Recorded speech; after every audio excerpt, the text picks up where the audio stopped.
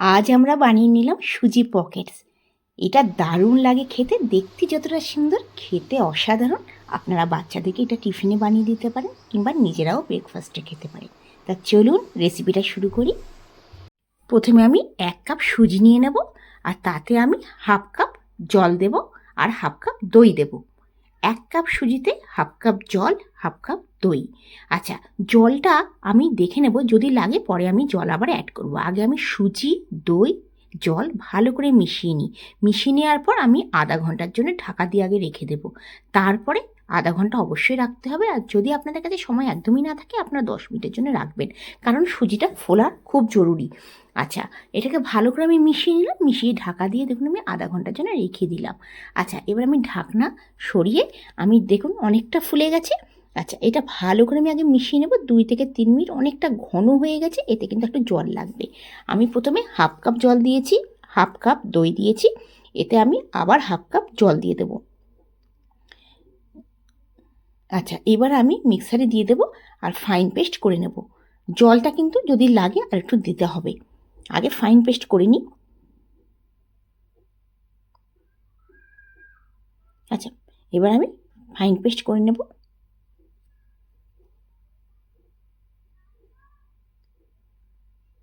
দেখুন ব্যাটাটা কিন্তু অনেকটাই পাতলা আছে, আর একটু আমাকে পাতলা করতে হবে, কারণ যখন আমি রুটির মতন করব তাতে কিন্তু একটু পাতলা হওয়া আছে, একটু জল লাগবে। দেখুন আমি 4-5 চামচ মিক্সারের মধ্যে, যে মিক্সারে সুজি পেস্ট করেছিলাম তাতে আমি জল মিশিয়ে জলটা দিয়ে দিলাম। আচ্ছা, এবার আমি এর মধ্যে নুন দেব, কারণ আগে আমি নুন দিই না। আচ্ছা, আপনারা চাইলে যখন মিক্সারে পেস্ট করবে তখন আপনারা নুন দিয়ে দিতে পারেন। আমি এখানে 1/2 চামচ নুন দিলাম।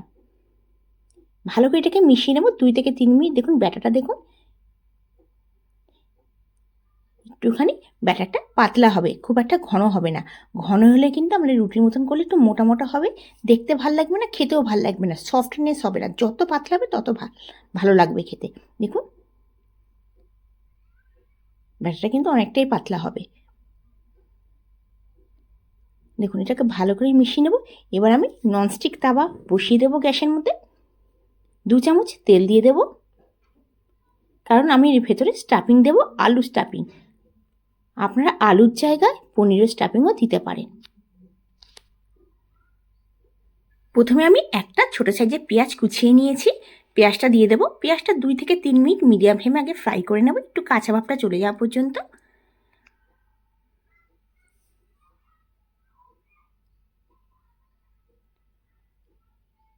আচ্ছা, এর মধ্যে 4-5টা আমি কাঁচা লঙ্কা কুচিয়ে দিয়ে দেবো। আপনারা কাঁচা লঙ্কার জায়গায় চিলি ফ্লেক্সও দিতে পারেন। আচ্ছা, এবার আমি 4টে আলু সেদ্ধ করে রেখেছি, কুকারে 2টো সিটি দিয়ে দিয়েছি নুন দিয়ে, তারপর এটাকে ম্যাশ করে নিয়েছি। তারপরে এই আলুটা দিয়ে দেবো, যেটা আমরা দোসাতে যেরকম আমরা স্টাফিং করি সেম দোসার মতনই স্টাফিং করব। আচ্ছা, আপনারা চাইলে এর মধ্যে একটু পেঁয়াজ কুচি দিতে পারেন। আর আমি এটা তো আলুটাকে ভেজেছি একটু টেস্টি হওয়ার জন্য। আপনারা চাইলে কাঁচা আলুর মধ্যেও কাঁচা পেঁয়াজ, কাঁচা লঙ্কা, সর্ষের তেল, ধনে পাতা কুচি, নুন, একটু গরম মশলা সব কিছু দিয়ে দিতে পারেন, সেটাও ভাল লাগবে। আচ্ছা, এখানে আমি নুন দিয়ে দিলাম 1/2 চামচ, আর হলুদ গুঁড়ো দিলাম 1/2 চামচের হাফ, ধনে গুঁড়ো দিলাম 1/2 চামচ। আচ্ছা, আপনারা এর মধ্যে আমি এর মধ্যে একটুখানি দেখি গরম মশলাও দেবো।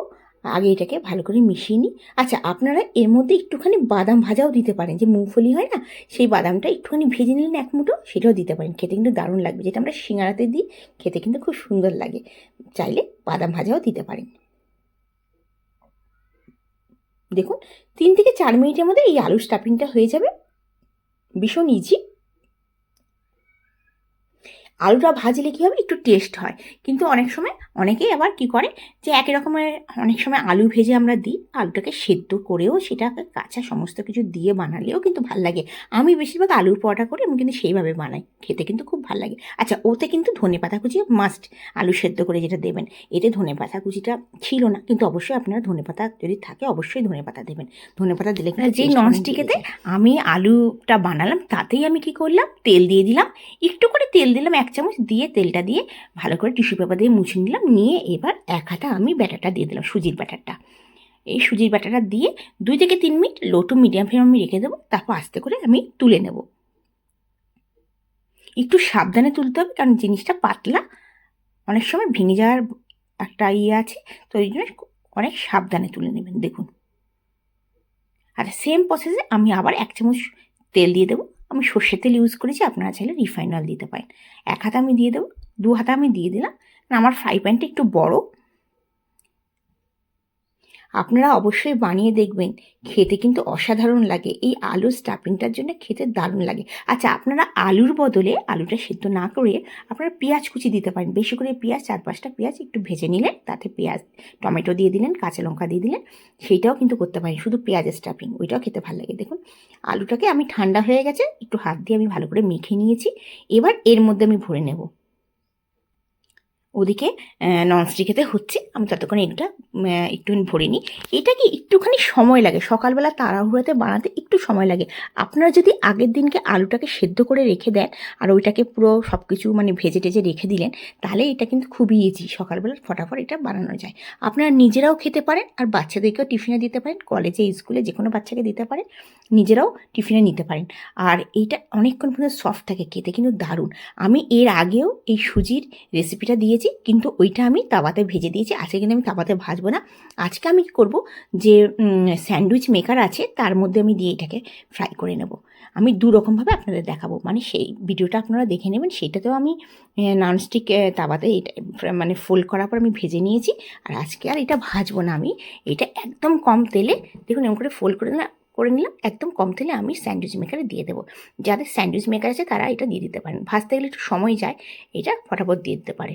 যেরকম ইচ্ছে, মানে টেস্ট কিন্তু দুটোরই মানে একই, আলাদা কিছুই না, টেস্ট দুটোই একই। আচ্ছা দেখুন, আমি একটুখানি 2 চামচের মতন আমি একটু আলু সেদ্ধর পুরটা দিয়ে দেবো, দিয়ে আর এইটাকে আমি ফোল্ড করে দেবো।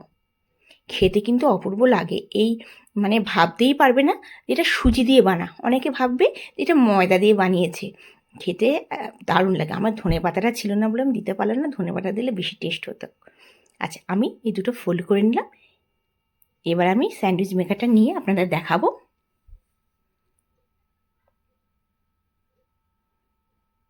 একটুখানি মুখটা খুলে যায়, তাতে কোনো অসুবিধা নেই। আচ্ছা, আমি সবগুলো দেখুন বানিয়ে নিয়েছি। 4খানা বড় বড় সাইজের হয়ে গেছে, একটা একটু ভেঙে গেছে আর একটা ছোট্ট হয়েছে।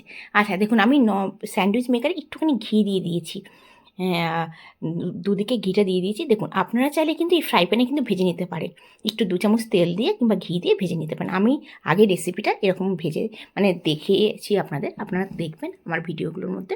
আচ্ছা, আমি এটা একটুখানি ঘি দিয়ে দিলাম আর এটা দিয়ে দেবো।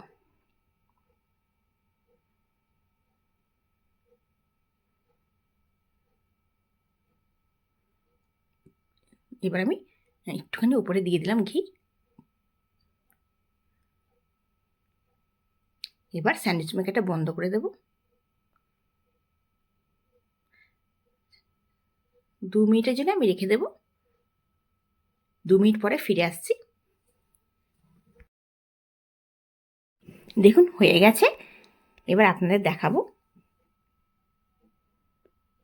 দেখুন কি সুন্দর লাগছে ডিজাইনটা। এটা যে মানে স্যান্ডউইচ মেকার যে লাইনওয়ালা যে ডিজাইনটা আছে, এই ডিজাইনটা সুজির মধ্যে হয়ে গেছে, দেখতে কিন্তু অপূর্ব লাগছে। আমি একটুখানি ঠান্ডা করে তারপর তুলবো, নাহলে কিন্তু একটু ভেঙে যাবে।